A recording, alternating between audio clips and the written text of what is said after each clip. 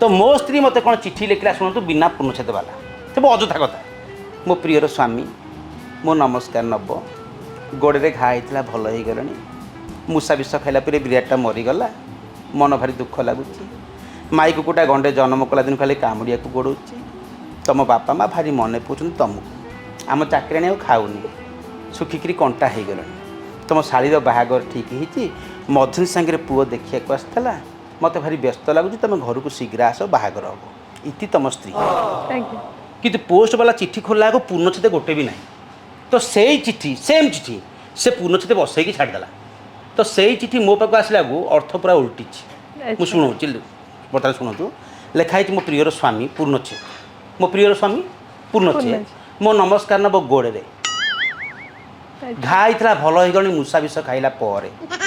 मन भारी दुख लगुच माई कुकुटा गंडे जन्म कला दिन दिन राति कामुड़िया गोड़ तुम बापा और माँ